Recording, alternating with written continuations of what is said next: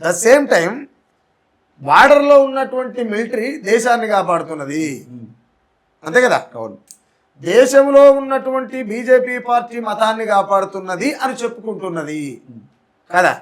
మరి దేశంలో ఉన్నటువంటి ప్రజల్ని ఈ మతాన్ని కాపాడుతున్నటువంటి మతం పేరుతోని మారణ హోమాలు సృష్టిస్తున్నటువంటి మనుధర్మ శాస్త్రాన్ని ప్రేరేపిస్తున్నటువంటి భారతీయ జనతా పార్టీ బార్డర్లో సైనికులు ఎందుకు వాళ్ళని ఇళ్లకు పంపరాదు? మరి బార్డర్లో సైనికులు ఎందుకు వాళ్ళ ఇళ్లకు పంపరు?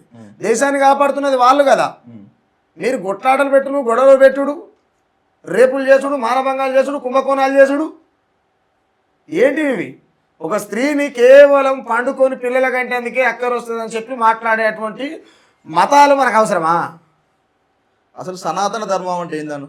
సనాతన ధర్మం అనేది ఏంటంటే పురాతనం సనాతనం, పురాతనం సనాతనం, మానవ మనగడకదే మరణ శాసనం. సింపుల్గా అర్థమైంది నీకైతే. రైట్ అన్నా.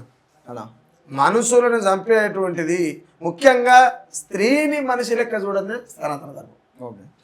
సనాతన ధర్మం పేరుతో అనేక అన్యాయాలు, అక్రమాలు, అనేక మందిపై అత్యాచారాలు కూడా జరిగిన పరిస్థితి. మరి ఇదే సనాతన ధర్మం అని చెప్పుకోబడుతున్న బీజేపీ ఎక్కడైతే పరిపాలన చేస్తుందో అక్కడ అనేక దళితులపై అక్రమాలు, అన్యాయాలు, అత్యాచారాలు జరిగిన పరిస్థితి. దాన్ని ఏ విధంగా చూడాలి? నేనేమేం చూస్తున్నానంటే బీజేపీ అయినటువంటి ఆయన ఒక ఎంపీనో ఎమ్మెల్యేనో, ఆయన పేరు ఏదో నాకు సరిగా ఐడియా లేదు, నడి రోడ్డు మీద సెక్స్ చేస్తుంటాడు.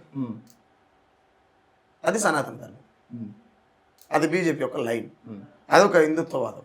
ఆయనను కాపాడుతందుకు బీజేపీ మొత్తం తిరుగుతుంది, సెంట్రల్ గవర్నమెంట్ దిగుతుంది. ఎంత విచిత్రం!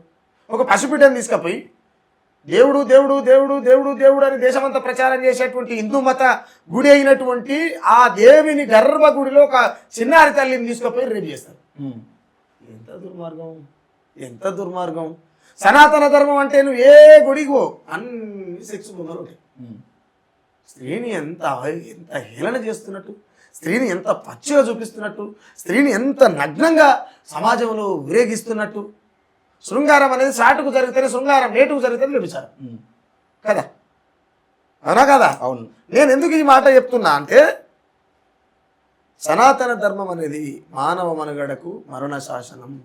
దానికి మించి డెఫినేషన్ చెప్పవలసిన అవసరం లేదు, చెప్పను కూడా అన్న. ఆ బొమ్మలను వాళ్ళు విశ్లేషిస్తూ నెరేటివ్ కూడా రూపంలో కూడా కొంతమంది చెప్పడం జరుగుతుంది. ఇదే బీజేపీ పార్టీలో ఉన్న నాయకులు అంటే మన ధర్మం ఈ రకంగా ఉంది, ఈ విధంగా మనకు పునరావృతం అవుతుంది, మన ఏం జరుగుతుంది, మన సంస్కృతిలో ఏంది అనేది శిలారూపంలో ఇలా ఉన్నదని చూపించడం జరుగుతుంది. అంటే ఏంది, మన ధర్మంలో బర్వత్తలు ఉన్నాం, ఈ బర్వత్తల ధర్మం నడిపిస్తాం అన్నట్టురా.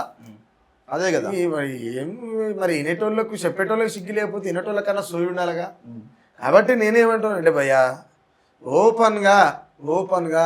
ఓపెన్గా భారతీయ జనతా పార్టీ తెలంగాణలో ఉన్నటువంటి నాయకులను అడుగుతున్నాను నేను ఈ మాట, దేశంలో ఉన్న మోడీకి అడుగుతున్న ఈ మాట. హిందూ మతం ప్రమాదంలో ఉన్నది, ఎవరితో ప్రమాదం ఉన్నదో మాకు చెప్పండి, మేము యుద్ధం చేస్తాం. మాకు చెప్పండి. పదే 12 సంవత్సరాలుగా చెప్పుకుంటా వచ్చి మీరు అధికారంలో రావడం కోసం ప్రమాదాలను నెట్టేస్తున్నది మీరు. ఇప్పుడు క్రిస్టియన్లతో ప్రమాదం ఉంది, ముస్లింలతో ప్రమాదం ఉన్నది. క్రిస్టియన్ల శాతం ఎంత ఇక్కడ? క్రిస్టియన్ల శాతం ఎంత? ముస్లింల శాతం ఎంత? ఒక్కొక్క ఊరు సరిపోతుంది అలా శాతానికి, ఒక్కొక్క ఊరు సరిపోతుంది. తన్ని తరిమేదాం, కానీ ప్రమాదం ఎక్కడున్నదో చెప్పండి, ఎట్లా ఉన్నదో చెప్పండి. వాళ్ళని తన్ని తరిమి కొట్టేటువంటి పని వాళ్ళ మీరు పెట్టుకుంటారా అంటే పెట్టుకోరు. ఎందుకు పెట్టుకోరు? వాళ్ళని తన్ని తరిమి కొట్టిన తర్వాత నువ్వు ప్రచారం చేసేందుకు ఎవడుగా ఏం చేస్తావు ప్రచారం అని. రెండోటి, వాళ్ళని తన్ని తరమవలసిన అవసరం లేదు, స్వేచ్ఛ ఉన్నది, వాళ్ళు ఇక్కడనే ఉంటారు, బరాబర్ ఉంటారు. అయితే ఇంకొక విషయం ఏంది, హిందూ మతం ప్రమాదంలో ఉన్నది అనుకున్నప్పుడు ఎవరితో మాత్రం ప్రమాదం ఉంది? ముస్లింలతో ప్రమాదం ఉన్నది, పాకిస్తానీలీ అని అంటారు మనోళ్ళు. అయితే నేనేమంటున్నా, ఆ పాకిస్తానీలు వధిస్తున్నటువంటి గోమాతలు ఏవైతే ఆ గోమాతని జాతీయ జంతువుగా ప్రకటిస్తే కొయ్యరు కదా. గోమాతని మీరు స్త్రీని రక్షించకపోయినా గోవుని రక్షించిన వాళ్ళు అవుతారు కదా. ఆ పని చేయని మీకు ఎవరి చేతన అవుతుంది. అందుకే ఇది ఈ రాష్ట్రంలో అడుగుతున్నా, దేశంలో ఉన్న మోడీని అడుగుతున్నా. అందుకే చెప్పిన మాట అన్న.